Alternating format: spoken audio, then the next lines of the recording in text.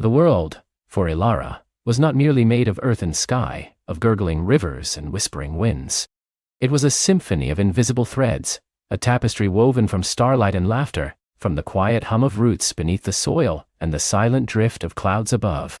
Most people, her Nana always said, saw only the patterns in the tapestry, the green of the leaves, the blue of the river, the sturdy gray of the cottage stones. But Elara, with her strange bright eyes, saw the threads themselves. She saw them now, shimmering like heat haze over the fields of lavender that stretched from their cottage door to the edge of the glimmerwood. Each lavender bloom, a tiny purple bell, pulsed with a faint sweet-scented thread of magic, drawing up the earth's slumbering energy, weaving it into its fragrant oil. Elara traced one with her mind's eye, following its delicate path as it merged with a stronger, brighter thread, the one that connected all the lavender to the bees, to the soft breeze, to the sun itself. This was the weave, the intricate, luminous network that held everything together, and Elara had known it, instinctively, since she was old enough to point at a spiderweb and call it a star net. Her Nana, of course, understood. Nana Elara, with her hands gnarled like ancient roots and eyes that held the wisdom of 1,000 sunsets, was the only one who didn't tell Elara her star nets were simply the imaginings of a lonely child. Nana saw them too, though not with the same vibrant clarity as Elara. For Nana, the weave had become a soft, remembered glow, a warmth in her bones. For Elara, it was a living, breathing, shimmering reality, a constant companion that sang to her in unheard melodies. Their cottage stood nestled at the very edge of the glimmerwood, a forest so ancient its trees were said to remember the first sunrise. At night, the glimmerwood lived up to its name, its mosses and fungi, its beetles, and even the dew-kissed leaves of its giant fern trees, all emitting a soft, ethereal luminescence. It was a place of quiet magic, of hushed secrets, and Elara loved it more than anything. This morning, however, the glimmerwood was quiet, in a way that tightened a knot in Elara's stomach. The sun was barely peeking over the eastern hills, painting the sky in pearlescent pinks and golds, but the usual early morning chorus was subdued. The chittering of the dawn wrens, whose threads of joyful song normally pulsed like tiny silver heartbeats throughout the wood, was muted. Even the faint, steady thrum of the ancient heartwood tree, which stood sentinel at the wood's entrance and normally felt like the bass note of the world, was a little fainter. Elara sat on the window seat, her small chin propped on her knees, watching. She saw the threads, all right. They were there, connecting everything. But some of them, particularly those extending into the deepest parts of the glimmerwood, seemed thinner. Their luminescence, usually a steady, vibrant glow, flickered with an almost imperceptible irregularity. It was like watching a beautiful, intricate lace pattern slowly fray at the edges. She hopped down from the window seat, her bare feet padding silently across the cool flagstones. The cottage smelled of dried herbs, wood smoke, and Nana's special lavender tea. Nana was already up, of course, a wraith-like figure bending over the hearth, stirring a pot of something fragrant. "Nana," Elara said, her voice a soft murmur. Nana straightened slowly, a gentle smile gracing her lips. Her eyes, the color of warm honey, crinkled at the corners. "Good morning, little sparrow. Another early start to watch the world wake?" Elara nodded, moving to stand beside her, gazing into the simmering pot. It was a stew of wild roots and berries, full of earthy goodness. "The glimmerwood feels quiet." Nana paused, her stirring spoon hovering over the pot. Her smile faded just a fraction. "Quiet, you say?" Her gaze drifted towards the window, though she didn't possess Elara's piercing sight. She relied on other senses, on the subtle currents of the air, the whispers carried on the wind, the very feel of the earth beneath her feet. The dawn wrens are sad, and the heartwood's thrum is sleepy. Elara struggled for the right words. How to explain a dimming thread when others only saw a tree? "Some of the threads, Nana, they're not as bright, especially near the deep roots." Nana's expression became more serious. She placed the spoon down with a soft clink. "The deep roots, that is troubling, little one." The deep roots were the oldest, most intertwined section of the glimmerwood, where the trees grew so close, their branches formed an eternal twilight, and their roots delved down into the very memory of the earth. It was a place of ancient power and ancient secrets. "Is it the fading?" Elara asked, her voice barely a whisper. She had heard Nana speak of the fading in hushed tones, usually after Elara had described a thread that no one else could see anymore. It was a slow, inexorable process, Nana explained, like an old story being forgotten, or a beloved song slowly losing its melody. The weave, Nana said, was unraveling. Not suddenly, not violently, but slowly, thread by thread, like a moth-eaten shawl. And as it unraveled, the magic in the world grew thinner, harder to perceive, harder to harness. Nana sighed, a sound like dry leaves rustling. She sat down on the low stool beside the hearth, beckoning Elara closer. Elara leaned against her grandmother's knee, feeling the warmth of her ancient bones. "The fading has always been with us, little sparrow," Nana began, her voice a low, comforting hum. "It began long before my time, long before even my Nana's Nana. They say it started when the first star weavers, those who spun the very fabric of our world, grew weary and departed, leaving their magnificent tapestry to us, the mortals, to mend and maintain." Elara looked up, her bright eyes fixed on Nana's face. "But we don't know how to mend it, do we?" Nana stroked Elara's hair, her touch as light as a butterfly's wing. "Not anymore, not truly. We remember snippets, fragments of the old ways. We can tie a broken thread here, strengthen a weak one there, with a charm or a song. But to mend the whole, to weave new patterns, that knowledge, they say, was lost to us when the star weavers departed. Lost, or perhaps simply forgotten." "But why did they depart?" Elara asked, a question that had always troubled her. Nana paused, her gaze distant, as if searching for an answer in the swirling smoke of the hearth. "Some say they grew tired of seeing their beautiful creation slowly marred by discord and carelessness. Others say they simply moved on to weave new stars in distant galaxies. And some believe that they never truly left, that they simply hid the knowledge of the weave, deep within the world itself, waiting for someone to rediscover it." Elara shivered, a thrill running down her spine. The idea of hidden knowledge, of a secret waiting to be found, always captivated her. It felt like a riddle, whispered by the wind. "But the threads in the deep roots," Nana continued, bringing Elara back to the present concern. "They are ancient. They are the anchoring threads, the ones that hold the deepest magic of the Glimmerwood. If they are fading faster, that is a new kind of trouble. A deeper trouble than the usual fading." Elara nodded grimly. She had felt it too. It wasn't just a gentle dimming, it was almost like a slow, deliberate retraction, as if something was actively pulling the threads away. "What does it mean, Nana?" Nana closed her eyes for a moment, a deep furrow appearing between her brows. "It could mean many things, little sparrow. A root blight, a shift in the underground currents of the Earth's magic, or something far older, far more purposeful."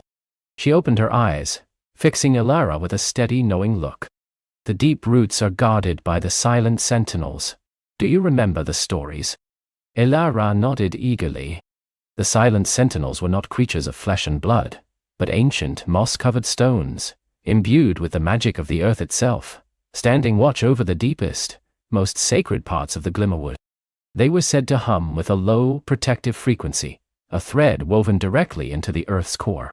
"They protect the heart of the wood," Elara recited, remembering Nana's tales. "And the whispering well." "Indeed," Nana affirmed. "And if the threads connecting to the deep roots are weakening, it could mean the sentinels themselves are losing their power. Or, more worryingly, that something is interfering with their power." Elara's heart gave a little thump. Interference. That sounded deliberate. That sounded like danger. "What can we do?" she asked, her small hands clenching into fists. Nana reached out, gently unclenching Elara's fingers. "We watch, little sparrow, and we listen with our eyes, with our ears, and with our hearts. And you, my Elara, you listen with your special sight." She rose, moving to a dusty carved chest in the corner of the cottage. Elara had never seen her open this chest before. It was old, dark wood, bound with tarnished silver straps, and gave off a faint scent of forgotten spices and dry leaves. Nana knelt, her movements slow but deliberate, and unlatched the silver clasps. They opened with a soft, almost musical, a clicking. Inside, nestled amongst layers of ancient embroidered linen, lay a collection of objects that sparkled even in the dim morning light. There were dried flowers that seemed to hold their color forever, polished river stones that pulsed with soft light, and intricate, delicate carvings made of petrified wood. But Nana's hand went directly to a single item, resting on a bed of faded velvet, a silver locket shaped like a tiny, unfurling fern frond. "This," Nana said, her voice softer than before, "belonged to my Nana, and to her Nana before her, all the way back, they say, to the first star weavers themselves." She held it out to Elara. Elara took it gently. It was cool against her palm, surprisingly light.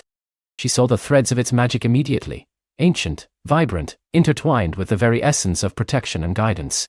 It hummed faintly, a melody only she could hear, a melody that spoke of long journeys and forgotten wisdom. "It is a seeker's charm," Nana explained. "It won't show you the way directly, for the path must always be found by the heart, but it will guide you. Subtly. It will hum louder when you are close to a truth, and grow warm when danger approaches." Elara looked from the locket to Nana, a spark of understanding igniting within her. "You want me to go into the deep roots?" Nana nodded slowly. "Not immediately, not alone, not without understanding what you seek. But you, my little sparrow, are the only one who can truly see the threads. You are the only one who can truly understand the wound." Elara's stomach fluttered with a mix of fear and excitement. The deep roots were whispered about in hushed tones by the villagers.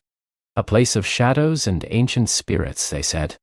A place where unwary travelers could get lost and never return. But for Elara, it was also a place of profound beauty, a sanctuary of ancient magic that she had only ever skirted the edges of. "First," Nana continued, "we must observe. Before you venture deep, you must understand the pattern of the unraveling. Go to the Whispering River today. Spend the morning there. The river's song is one of the oldest threads of the weave, and it touches the deep roots in ways few understand. See if its song has changed.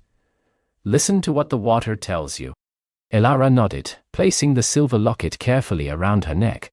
It felt surprisingly natural, as if it had always belonged there.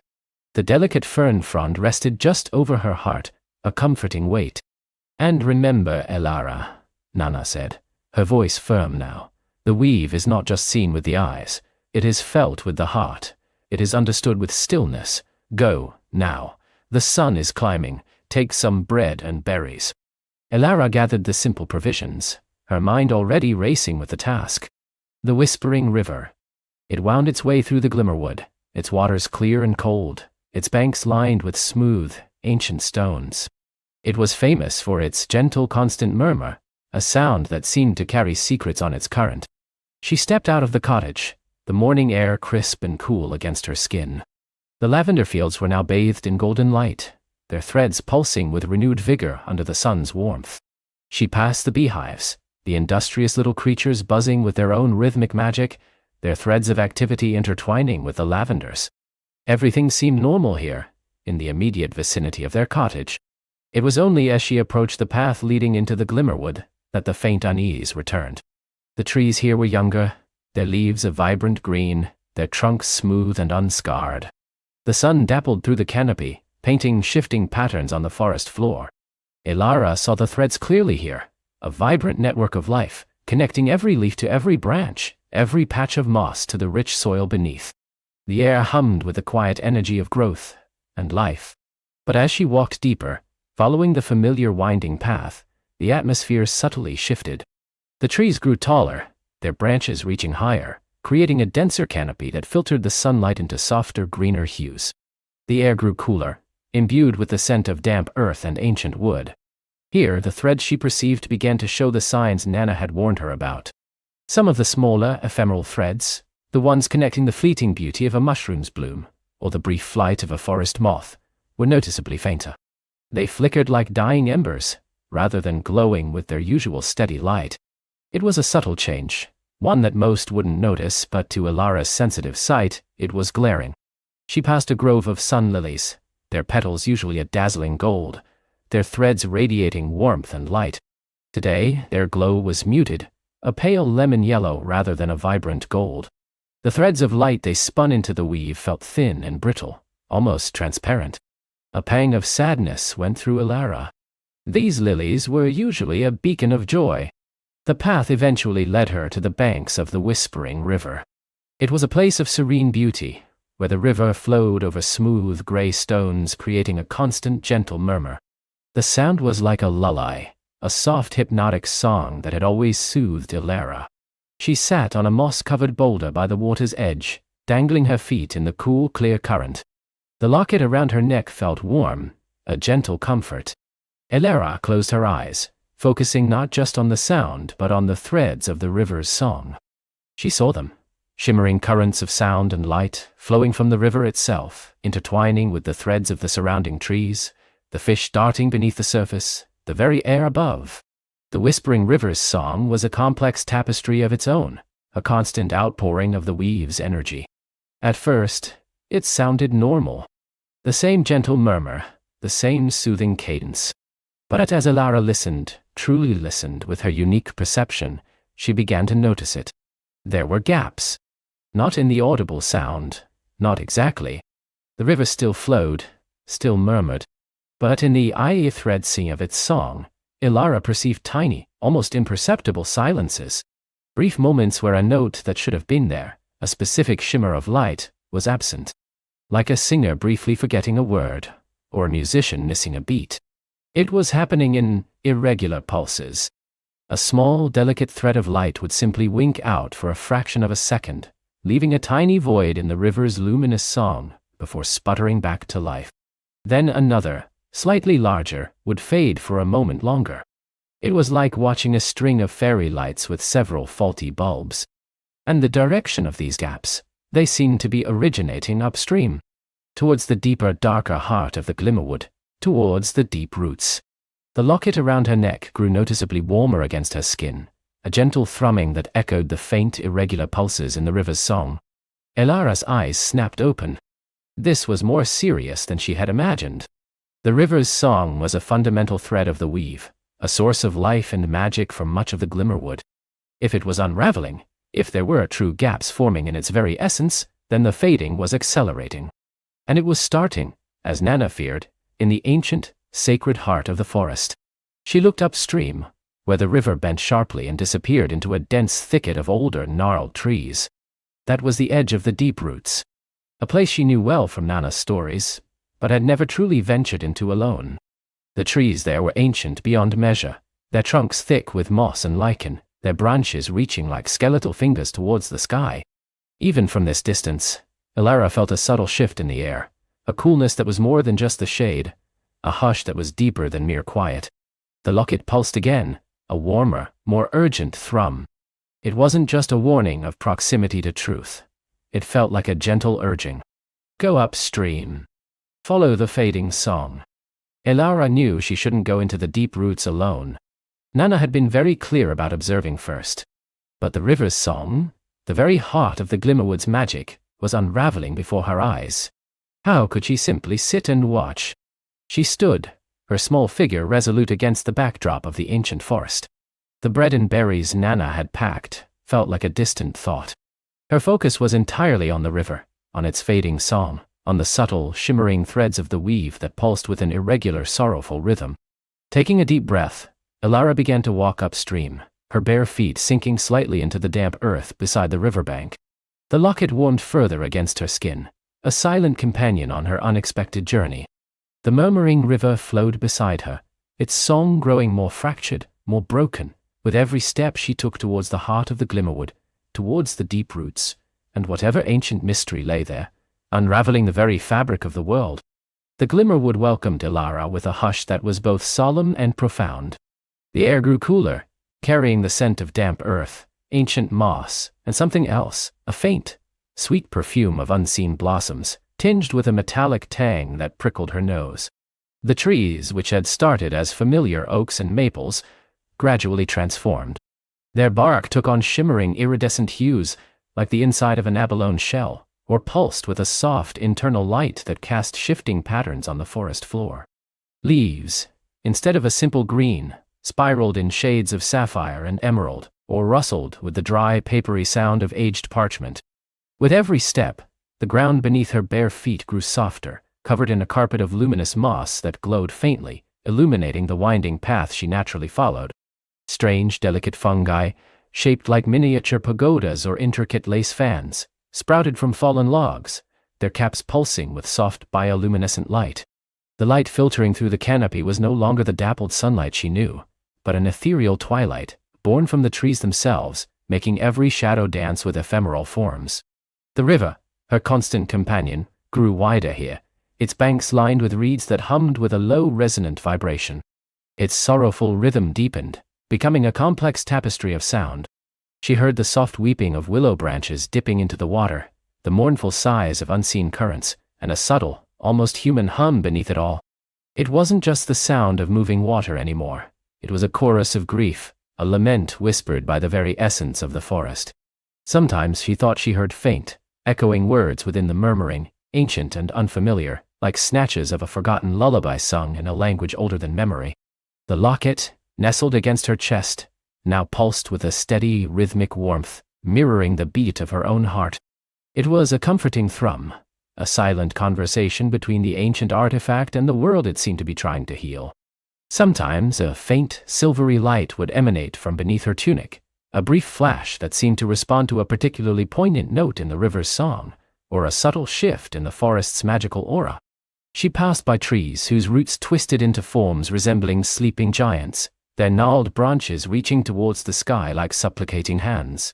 Strange, silent creatures observed her from the shadows. Tiny, iridescent beetles with eyes like polished gems, slender deer with antlers woven from moonlight, and birds whose feathers caught the ethereal light in 1,000 shifting colors. None seemed afraid, only watchful, their wide, dark eyes reflecting a shared sense of profound melancholy that resonated with the river's sorrow. They moved with a languid grace, as if even their movements were heavy with an unspoken burden. The air grew heavier, charged with an unseen energy, a vibrant hum that vibrated in her bones. It felt as though the very fabric of reality here was thinner, more porous, allowing the raw magic of the world to bleed through. Fleeting illusions shimmered at the edge of her vision, distant waterfalls of starlight, shimmering pathways that vanished as she approached, or the brief, graceful flight of creatures made entirely of mist. She understood then that the unraveling fabric wasn't just a metaphor. It was a literal description of a place where the veil between worlds, between what was solid and what was dream, was growing thin. Deeper she walked, the path narrowing until it was little more than a whisper of light through the glowing moss.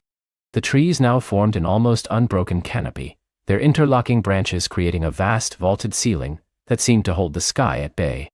The light grew softer still, a perpetual twilight that felt as ancient as the stars. The river, too, seemed to slow, its current less hurried, its song more drawn out, each note lingering in the air like a fading echo. Finally, the trees began to thin slightly, opening into a place that was not quite a clearing, but a sanctuary. Here, the river widened into a pool of breathtaking stillness, reflecting the ethereal light of the glimmerwood with perfect clarity. The water was so placid, so utterly without ripple, that it mirrored the ancient gnarled trees that ringed its edges like a window into another, inverted forest. These trees were different again.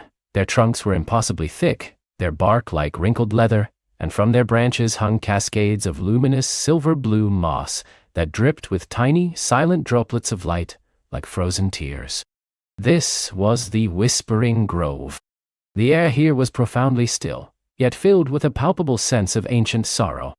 The whispers in the river's song, which had been faint and indistinct, now rose from the pool itself, clear as crystal bells, though still in a language Elara could not understand. Yet, she understood the feeling of them. A lament of loss, a yearning for what once was, a deep, pervasive ache that settled into her own heart. The droplets of light falling from the silver-blue moss seemed to gather at the surface of the pool, creating a shimmering, almost solid mist that pulsed gently, as if breathing. At the very center of the grove, where the oldest and most magnificent of the ancient trees stood, its roots plunged deep into the earth beside the silent pool. She saw it. A structure, not built by hands, but grown from the very essence of the forest. It was a vast, arching formation of roots, woven together with living stone and shimmering crystals that seemed to have sprouted directly from the earth. The roots formed a natural gateway, cloaked in glowing moss and dripping with the same silver-blue light, leading into a darkness that seemed deeper than mere shadow. This was clearly an entrance, a threshold, to something profound.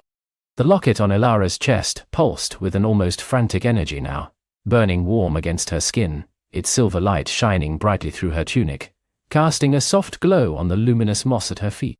It felt as though the locket had found its kindred spirit, its purpose drawing near. A faint, resonant hum emanated from the archway, a low vibration that seemed to call to her, to beckon her forward. As she stepped closer to the archway, the whispers from the pool intensified, becoming a chorus, surrounding her, filling her mind not with words but with images. She saw fleeting visions, roots twisting and tangling, vibrant with life, then slowly darkening, withering at their tips. She saw a vast subterranean network of glowing filaments, dimming, fading. She saw light, vital and pure, slowly being choked by encroaching shadows. The images were sorrowful, urgent, a silent plea. Then a voice, not from the pool, but from the very air itself, resonated through the grove. It was deep and resonant, like the earth speaking, yet soft as rustling leaves. "You have come, little spark. The song has guided you well." Elara gasped, her heart leaping. She looked around, but saw no one. The voice seemed to emanate from everywhere and nowhere, from the ancient trees, the still pool, and the very ground beneath her. Who are you?" she whispered, her voice feeling small in the vast ancient silence. From the base of the grandest tree, the one whose roots formed the archway, a slow unfurling began. What she had thought was a particularly large, moss-covered boulder slowly shifted. Cracks appeared in its surface, not of stone, but of ancient bark, revealing eyes that glowed with a deep, emerald light. A form began to emerge, rising with the slow, deliberate grace of a mountain coming to life. It was a being of the forest itself, a guardian. Its body was composed of gnarled roots, ancient bark, and living moss that pulsed with a soft green light. Its limbs were thick and sturdy, like ancient tree trunks, and its head, crowned with a wreath of glowing fungi, bore features that were both rugged and kind, etched with the passage of millennia. Long, flowing strands of silver-blue moss, like those hanging from the trees, cascaded down its back, dripping with silent light. Its eyes, the emerald pools, held an immense, sorrowful wisdom. "I am Silas," the guardian rumbled, the sound reverberating through the grove, guardian of the deep roots, and keeper of the murmuring pool. "I have watched and waited, and listened to the river's lament for many ages." Zila's gaze fell upon the locket, which was now pulsing with an almost frantic beat, a beacon of silver light on Elara's chest.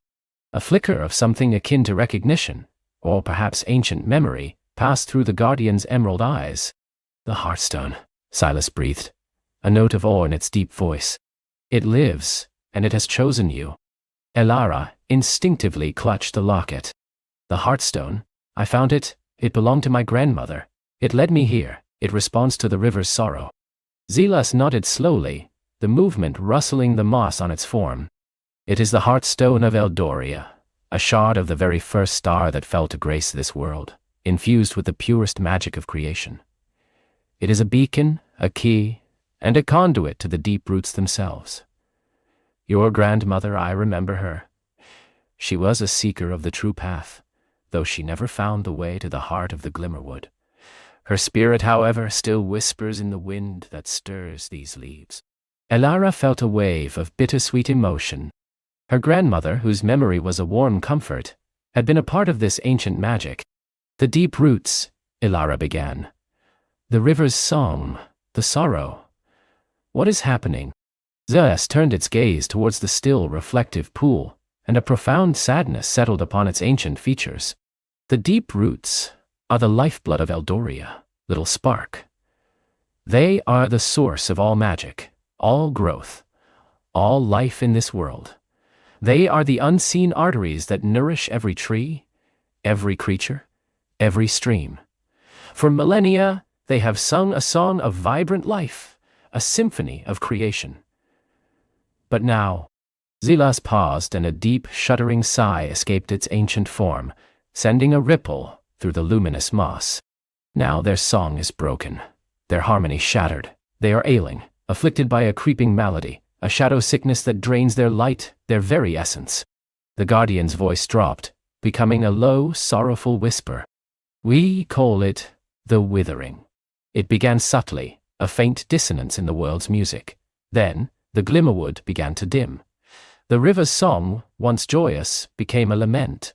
The magic of Eldoria, the very fabric of our world, is indeed unraveling. If the deep roots perish, so too will all of Eldoria. The world will become silent, colorless, barren. Elara's heart ached with the weight of this revelation. The beauty and wonder of the glimmerwood, the sorrowful song of the river, all were symptoms of a much deeper, more profound illness. Can it be stopped? She asked, her voice barely a whisper, yet infused with a fierce determination. Can the withering be healed?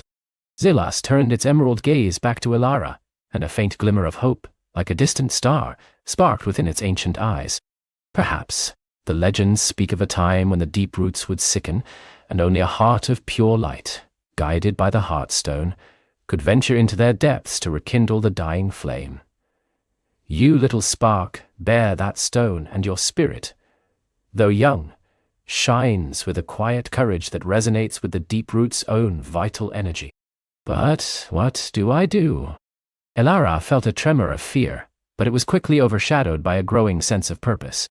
This was more than just a journey. It was a calling. You must go deeper, Silas said, extending a gnarled moss-covered hand towards the archway of roots.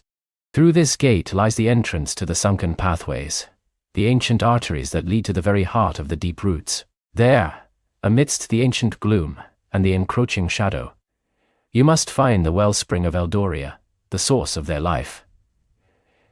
It is there that the withering has taken root most deeply. What will I find there? Shadows, little spark, Silas replied, its voice grave. The withering is not merely a disease, it is an entity, a despair given form, that feeds on the fading light. It will try to deter you, to fill your heart with doubt and fear, to extinguish your own inner spark. But it is not a foe to be fought with strength, but with light, with hope, and with the true song of your heart. The guardian then gently touched one of the silver-blue moss tendrils hanging from its shoulder. It detached itself, glowing softly, and drifted towards Elara, settling into her outstretched hand. It felt cool and vibrant, pulsating with a gentle rhythm. This is a seed of lumina, Silas explained. It draws sustenance from pure light, and will glow brightest when hope is near, and dim when shadows are strong. Hold it close.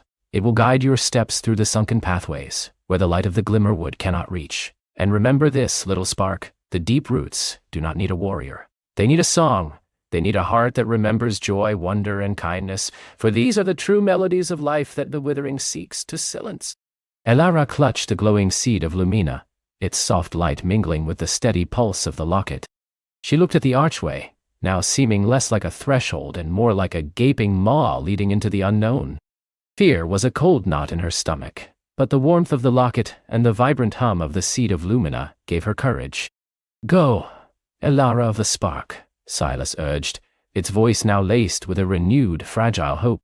The deep roots weep, but they also wait. Their fate, and the fate of Eldoria, rests upon your gentle, determined heart. Taking a deep, steadying breath, Elara turned towards the archway. The air beyond it felt different, colder, heavier, yet tinged with a faint distant resonance that called to her. The locket on her chest pulsed with a new urgency, a quickened beat, as if eager to embrace its destiny. The river's song, while still sorrowful, now wove in a faint, rising melody beneath the lament, a subtle note of anticipation, of a journey about to unfold. With the seed of lumina glowing in her hand and the heartstone a warm beacon against her skin, Elara stepped through the ancient arch of roots, into the deepening shadows of the sunken pathways, towards the silent heart of the deep roots, and the battle for Eldoria's very soul. The ancient arch of roots, a gnarled maw in the earth, swallowed Elara whole, plunging her into a world of profound, echoing darkness. The air instantly grew heavy, thick with the scent of damp earth, decaying leaves, and something else, something ancient and vast, a slumbering presence that vibrated through the very ground beneath her feet. The sunken pathways were not merely tunnels. They were arteries, veins, and sinews of Eldoria itself, Woven from the deep roots, the colossal, subterranean network that held the entire forest aloft. The seed of Lumina in her hand became her sun, casting a soft, golden glow that danced ahead, illuminating the immediate path. Roots, thick as ancient tree trunks, writhed overhead and underfoot, forming a colossal, living cathedral. Their surfaces were textured with a tapestry of mosses, some phosphorescent, shimmering with faint ethereal blues and greens, and intricate patterns of bark, gnarled and smoothed by countless ages. Vines of glowing sap, like liquid starlight, pulsed faintly within some of the larger roots, a silent testament to the lifeblood flowing through this hidden world. The heartstone, a warm, steady beacon against her chest, resonated with the deep, resonant thrumming of the roots, a rhythmic pulse that felt like the slow, powerful beat of Eldoria's own heart. It was a comforting counterpoint to the growing sense of immense, watchful age that permeated the pathways. Elara felt, rather than saw, the conscious presence of the deep roots, a vast interconnected mind that stretched beneath the entire forest, slowly waking to her intrusion, yet not hostile. It was more like an ancient, dreaming giant stirring from a long sleep, its thoughts slow and profound, its awareness a quiet hum in the depths of her soul. As she delved deeper, the shadows began to change. They were no longer mere absences of light, but felt substantial, almost predatory. A chill, unlike any cold she had known, began to seep into the air, a spiritual frost that seemed to seek out the warmth within her. Faint, insidious whispers started to drift through the roots, not audible words, but a sensation of doubt, of despair, trying to seep into the edges of her mind. They were fleeting, like the brush of a spiderweb in the dark, but persistent. Futility. Silence. All will fade. They seemed to murmur, a subtle poison attempting to erode her resolve. The lumina flickered slightly, as if struggling against an invisible current, and the air grew colder still, thick with an unseen oppression. The river's lament, which had been a distant sorrow, now intensified within these sunken depths, a direct echo of the suffering that permeated this place. The pathways became a labyrinth of shifting perspectives. Roots that had seemed stable moments before now appeared to twist and writhe, forming illusions of dead ends or impossible passages. Her sense of direction blurred, disoriented by the blight's subtle magic, which sought to confuse and drain her spirit. Fleeting glimpses of familiar faces, her mother, the elder, even the playful sprites, would shimmer at the edge of her vision, only to dissolve into shadow, leaving behind a pang of longing and vulnerability. The blight fed on uncertainty, on the deep human need for connection, twisting it into a weapon. But the heartstone was her anchor. Its unwavering warmth against her skin pulsed with a steady rhythmic beat, a constant reminder of her purpose, her connection to Eldoria's true heart. It acted as a compass not of direction, but of truth, its gentle pull always guiding her deeper, past the illusions, towards the true core. She closed her eyes for a moment, focusing on its warmth, on the steady thrum of the deep roots that echoed within it. She breathed deeply, drawing on the strength of the forest, on the love for Eldoria that had brought her here. The whispers momentarily receded, losing their grip as her resolve solidified. She knew she could not fight this insidious enemy with brute force. It was a battle of spirit, of will. She had to feel her way, guided by the light of Lumina and the truth of the heartstone. She began to speak softly, not to herself, but to the deep roots, to Eldoria itself. "I am here," she whispered, her voice a small, brave sound in the vastness. "I carry your light, your hope. Guide me." In response, the glowing sap veins within the roots around her seemed to brighten, pulsating with a gentle rhythm, like slow heartbeats. A path, momentarily obscured by shadows, revealed itself, a subtle shift in the weave of roots, a glimmer of light where there had been none. The deep roots were listening. They were guiding her. Deeper she went, the descent becoming steeper, the air growing thick with a sense of ancient sorrow. The whispers of the blight grew more insistent, now weaving in visions of a decaying Eldoria, trees crumbling to dust, rivers turning to stagnant pools, the sky choked with grey clouds. It was a desperate, malicious attempt to break her spirit before she reached its source.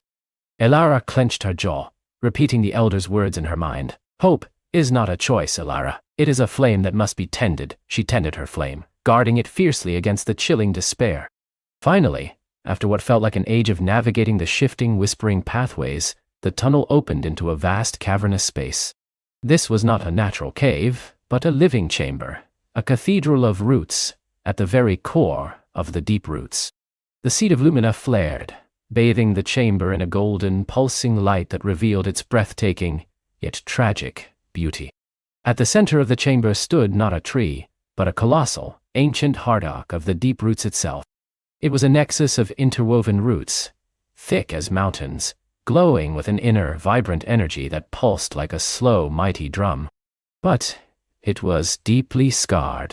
Dark, creeping tendrils of shadow, like cancerous veins, were slowly consuming its vibrant energy. They snaked across its glowing surface, turning its light to a sickly mottled gray. Where the shadows touched, the glowing sap veins within the roots dimmed, and a faint, acrid scent of decay hung in the air. This was the silent heart of the deep roots, and it was slowly, agonizingly dying. The river's sorrow was loudest here, a profound, gut-wrenching lament that seemed to emanate directly from the suffering heart. It wasn't just a sound. It was a feeling, a deep-seated pain that resonated with every fiber of Elara's being. The blight was not a creature with teeth and claws, but this creeping, insidious corruption, a spiritual cancer that sought to silence Eldoria's very soul. It manifested as a swirling vortex of deep shadow and frigid air, coalescing around the afflicted heart, feeding on its fading light, slowly draining its life force. Its presence was a suffocating weight, a vast emptiness that yearned to swallow all light and joy. "Zo, you have come," a voice slithered through the chamber, not with sound, but with an invasive thought that burrowed directly into Elara's mind. It was cold, ancient, and utterly devoid of warmth. "A foolish child, bearing fragile light. Do you truly believe you can mend what is broken by design?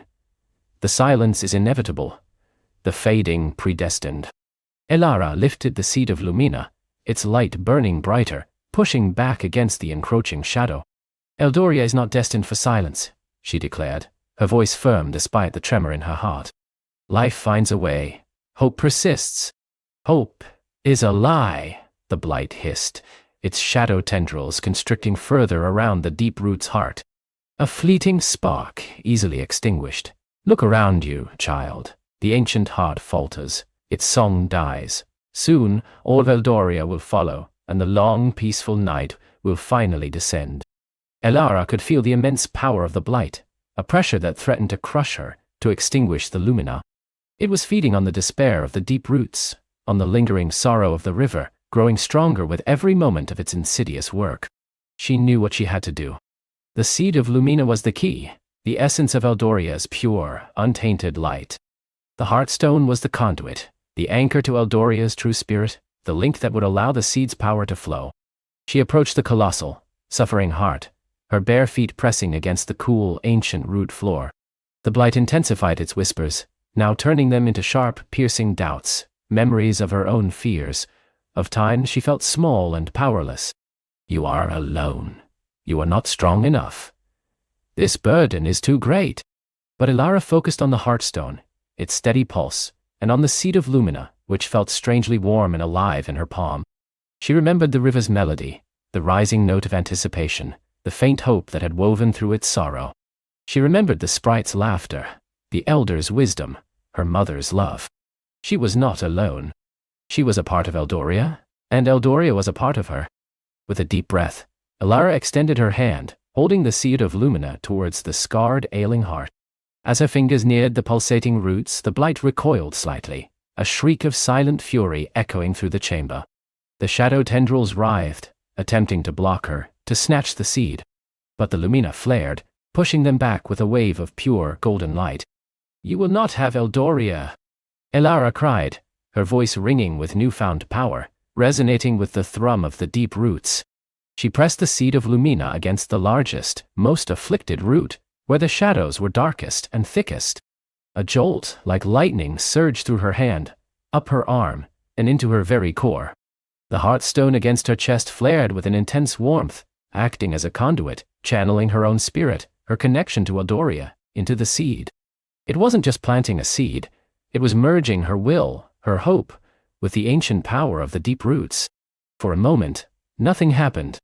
Then the seed of Lumina began to pulse with an astonishing brilliance, not just glowing, but expanding. It didn't sprout roots or leaves, but dissolved into a wave of pure golden light that surged into the deep root's heart. The chamber erupted in a silent battle of light and shadow.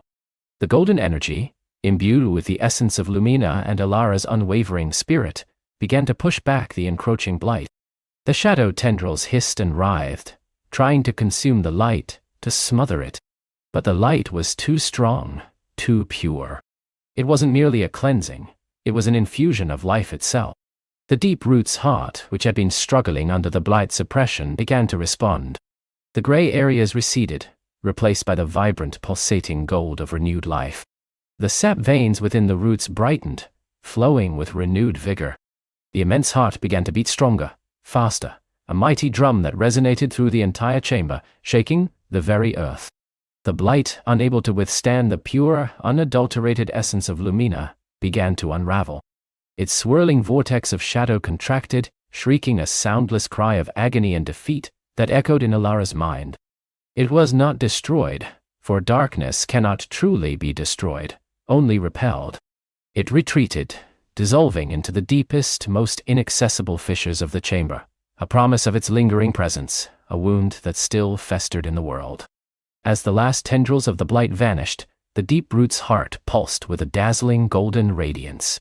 The scars remained, etched into its ancient surface, but they were no longer festering. They were now lines of radiant energy, glowing with the power of Lumina, a testament to its healing. The air grew warm, clean, and vibrant, filled with a sense of immense gratitude and awakening. The river's lament, which had been a sorrowful dirge, now swelled and transformed. It became a song of renewal, a joyous rushing current, a celebration of life returning. It was a melody of triumph, of perseverance, a vibrant chorus that echoed the beating heart of the deep roots. Elara stood before the now glowing heart, exhausted but exhilarated. The heartstone against her chest still pulsed, but with a softer, more contented rhythm. The seed of Lumina was gone, its essence now one with the deep roots. She had done it. She had healed Eldoria's very core. A profound sense of peace washed over her, accompanied by a wave of ancient, silent communication from the deep roots. It was not words, but a cascade of images and feelings, gratitude, immense relief, and a surge of vital energy flowing back into Eldoria. She felt the roots beneath the entire forest strengthen, the trees above ground sighing with renewed life, the very air vibrating with a quiet joy. But amidst the gratitude, there was also a new awareness, a new understanding. The blight was not vanquished, merely driven back. It lingered in the deep places, wounded but not destroyed. Its influence would seek new footholds, new sources of despair to feed upon. Eldoria was healed, yes, but the vigilance could not cease. The battle for its soul was a continuous one, a tending of the light against the ever-present shadows. Elara felt changed. The journey through the sunken pathways, the confrontation with the blight, the merging of Lumina with the deep roots, it had awakened something within her. Her connection to Eldoria was deeper, more profound than she could have imagined. She was no longer just a bearer of artifacts, but a true guardian, a conduit for the forest's own life force. The deep roots, in their silent communication, imparted a new direction. The river, though its lament had turned to song, still bore the scars of the blight in its upstream currents, where the corruption had first seeped into its source. The cleansing of the deep roots was the first step, a powerful antidote, but the river itself needed healing, its waters purified from the source. As Elara turned to leave the heart chamber, the glowing roots of the pathways seemed to part for her, beckoning her towards the surface. She carried with her not just the warmth of the heartstone, but a new resolve, a strengthened spirit, and the quiet understanding that her journey was far from over. The sun-dappled surface of Eldoria awaited, a world reborn, but a world that still needed her light, her courage, and her unwavering hope to truly heal. Her path now led upstream, following the river's song, towards the mountains where its source lay hidden, and where the lingering shadows of the blight still clung. Her path now led upstream, following the river's song, towards the mountains where its source lay hidden, and where the lingering shadows of the blight still clung. The river, now a shimmering ribbon of clear water, thanks to the heartstone's touch downstream, wound its way through meadows, that slowly regained their verdant hue. Elara walked with purpose, the heartstone nestled against her chest, its warmth a constant companion. As she ascended, the signs of the blight became more pronounced again. The vibrant greens of the lower valleys gave way to muted browns and grays. Trees stood skeletal, their branches brittle fingers clawing at the sky. The river itself, while clear, grew colder, its surface occasionally disturbed by dark, oily patches that swirled and dissipated like forgotten nightmares. The air thinned, carrying a faint, metallic tang, and the silence grew heavier, broken only by the rush of the river and Elara's soft footsteps.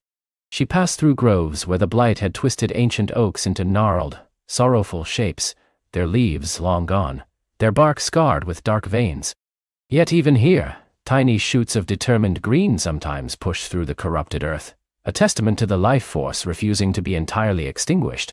Elara would pause, placing a hand against a blighted trunk, letting the heartstone's gentle thrum resonate, and watch as a faint shimmer of life returned, a promise of spring's eventual triumph. Days turned into a week of arduous travel. The path grew steeper, the terrain rockier, until the meadows gave way entirely to the jagged grey peaks of the Dragon's Teeth Mountains.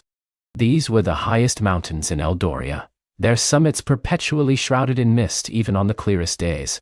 Here, the blight held a tighter, more ancient grip. The very stones seemed to weep a dark, viscous substance, and the river, though still flowing, ran slow and heavy, a mournful dirge. She found herself in a landscape of stark beauty and profound sorrow. Canyons carved by glaciers long past echoed with the wind's mournful howl. There were no animals here, not even the resilient mountain goats, only the occasional glimpse of a shadow wisp, a fleeting, almost transparent creature born of the blight's despair, flitting between the crags. They were harmless but spoke of a pervasive melancholy. One evening, as the last rays of the sun bled across the peaks, painting them in hues of bruised purple and angry orange, Elara stumbled upon a small, hidden encampment. Tucked into a sheltered alcove, a few flickering embers cast dancing shadows over a handful of figures huddled together. They were the Ash Folk, a reclusive tribe of mountain dwellers, known for their resilience and deep connection to the earth. But these were not the proud, strong figures of legend. Their faces were gaunt, their eyes hollow with weariness, their usually vibrant woven clothes faded and torn. "Greetings," Elara called softly, her voice echoing unnaturally in the stillness. One of the elders, a woman with eyes like ancient stones, looked up. Her gaze, sharp despite her age, fixed on the glowing heartstone peeking from Elara's tunic. "A light in the encroaching gloom," she rasped, her voice dry as autumn leaves. "A child of the surface, come to the heart of the sorrow." Elara approached cautiously, explaining her quest. The Ash Folk listened, their expressions a mix of skepticism and a flicker of desperate hope. "The blight. It is not a creature to be fought with sword and shield, little one," the elder explained, her voice softening. "It is a wound, an ancient sorrow. It stems from the weeping heart, a place high above, where the mountain itself cries tears of cold despair." Another, a younger man, added, "Our legends speak of a time when the Dragon's Teeth Mountains were vibrant, when the Heartstone's light shone from the highest peak, sustaining all of Eldoria. But a great sundering, a shattering of the world's balance, brought about this sorrow. The Heartstone was lost, and the mountain began to weep." They told her that the Weeping Heart was not just a place, but a source of power, an ancient magical spring that had once flowed with pure life force, but now leaked the blight. It was guarded not by monsters, but by the very despair it emanated, a crushing weight that stole hope and vitality from any who dared approach. Armed with this new understanding, Elara continued her ascent the next morning, leaving the Ash Folk with a renewed sense of purpose. The elder had pressed a small, intricately carved stone into her hand, a symbol of their enduring hope. "May it guide your steps where the path is lost, and guard your spirit where shadows cling too tightly." The final climb was the hardest. The air grew heavy, thick with the blight's oppressive presence. It felt like walking through treacle, each step an effort, each breath a struggle. The colors drained from the world, leaving only shades of gray. The silence here was absolute, broken only by the faint, rhythmic eye drip. Drip, drip. that seemed to come from everywhere and nowhere at once. It was the sound of the mountain weeping. She reached a high plateau, windswept and barren, where a single massive chasm split the earth. Dark mist swirled from its depths, carrying the scent of decay and profound sadness. This was it. The entrance to the weeping heart. Not. Taking a deep breath, Elara gripped the heartstone, feeling its steady pulse against her palm. Its warmth was the only thing preventing the encroaching cold of the blight from chilling her to the bone. She began her descent into the chasm, the ash folk stone glowing faintly in her other hand, a tiny beacon in the gloom. The chasm walls were slick with the dark seepage of the blight. Strange, ghostly fungi clung to the rock, pulsing with a faint, sickly light. The drip, drip, drip grew louder, more insistent, a mournful heartbeat. As she delved deeper, the despair became almost physical, a weight pressing down on her shoulders, whispering doubts in her mind. You are too small, too weak. What hope can one child bring against a sorrow so ancient? Eldoria is doomed. The blight is inevitable. Kerun thou. Antonis an enchanter. Elara stumbled, the insidious whispers threatening to overwhelm her. She closed her eyes, clutching the heartstone. Its warmth flared, pushing back the cold, oppressive dread. She remembered the river, flowing clear and bright. She remembered the tiny shoots of green pushing through blighted earth. She remembered the ash folk's flickering hope. She was not alone. She carried the hope of all Eldoria with her. Opening her eyes, she saw a faint, ethereal glow ahead. It was the ash folk's stone, leading her forward. She pushed through the despair, one determined step after another, until she reached the heart of the chasm. It was a cavern of immense proportions, its ceiling lost in the swirling mists. In the very center lay a vast natural basin, filled with a shimmering, viscous black liquid. This was the source of the blight. And at its heart, partially submerged, was a colossal crystal formation, glowing with a faint, corrupted light. It was magnificent, taller than any tree, faceted like 1,000 jewels, but its usual vibrant colors were muted, stained, and its light was cold, radiating a profound, ancient sadness. This was the weeping heart, the heart of Eldoria, broken and sorrowful. There was no monster, no evil sorcerer, just a deep, aching wound. Elara felt a wave of empathy wash over her. The blight wasn't malevolent, it was simply the outward expression of an unbearable pain. The mountain itself was grieving.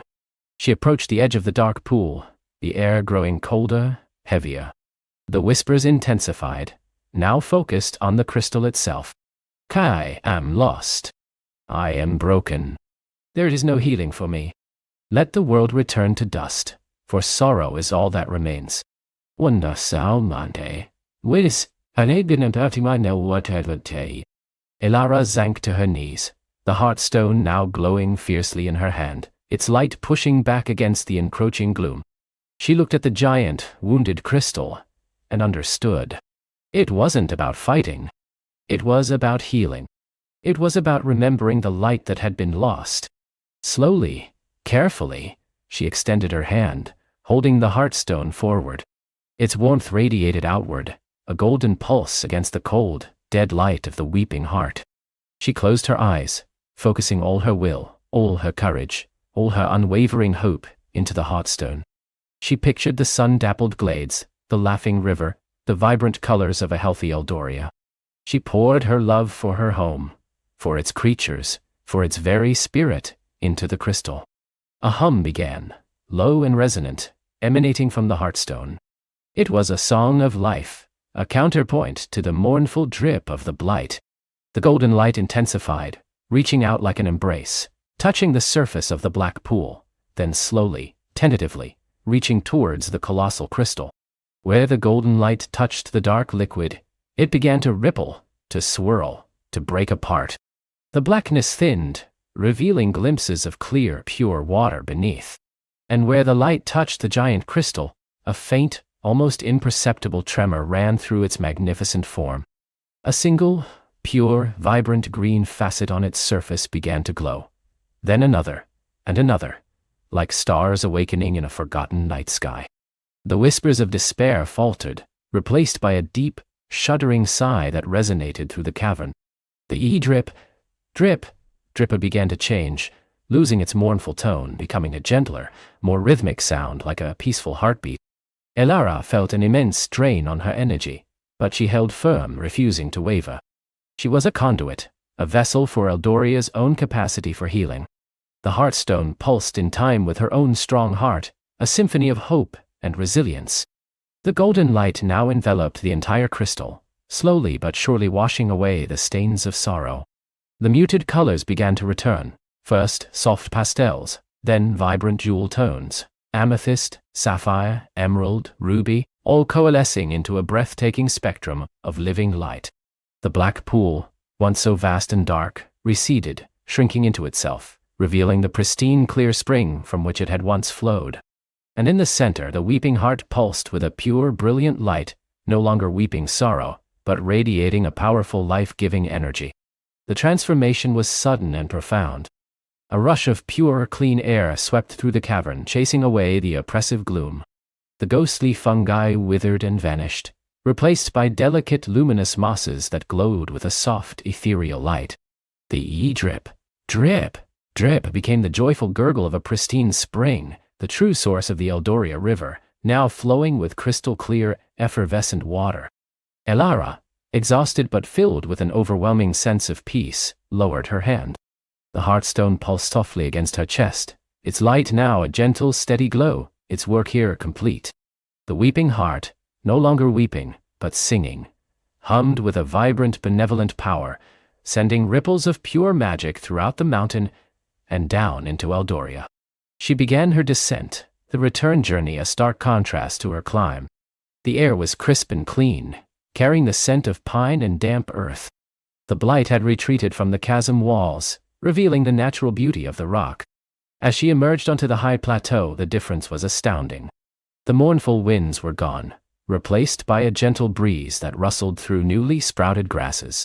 Small, resilient alpine flowers in hues of purple and white pushed through the rocky ground. Even the shadow wisps had transformed, now dancing motes of pure light, flitting joyfully between the peaks. The entire mountain range seemed to breathe a collective sigh of relief. As she walked, a gray, blighted landscape transformed before her very eyes. Skeletal trees began to bud, unfurling tiny, hopeful green leaves. The dark, oily patches on the river vanished, and its waters sang with renewed vigor, carrying the revitalizing magic of the weeping heart downstream. When she reached the encampment of the Ashfolk, a wave of cheers erupted. The tribe had already felt the shift. Their faces, once etched with despair, now shone with wonder and gratitude. The elder, her eyes bright with tears, embraced Elara. "The light has returned, child of the surface. You have healed the heart of the world." Elara didn't return directly home. Her journey had changed her. She was no longer just a curious village girl. She was a guardian of hope, a bearer of light. She followed the river downstream, witnessing the rapid rebirth of Eldoria. The meadows bloomed with wildflowers, their colors more vibrant than ever. The forests teemed with life. The bird song was a joyous chorus. The deer grazed peacefully, their coats gleaming. The blight had been purged, its sorrow transformed into a fertile ground for new life. She saw villages bustling with activity, their inhabitants working together to rebuild, their spirits high. The dark clouds of fear and despair had lifted, replaced by a renewed sense of community and gratitude. Elara would pass through them like a whispered legend, a girl with a glowing stone, a quiet smile, and eyes that held the wisdom of mountains and the hope of rivers. The Heartstone, now nestled permanently against her heart, pulsed with a gentle, steady warmth. It was no longer just a stone.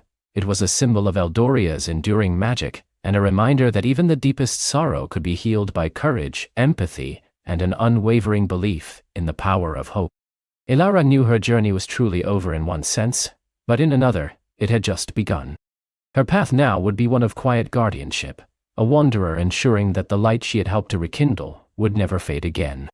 Eldoria, reborn and vibrant, stretched before her, a world that now understood that its greatest strength lay not in power or conquest, but in the interconnectedness of all living things and the enduring magic of a hopeful heart. And as the sun set each evening, painting the healed sky with colors so bright they seemed to sing, Elara knew that the world was safe, vibrant, and filled with magic, waiting for new stories to unfold beneath its starlit gaze.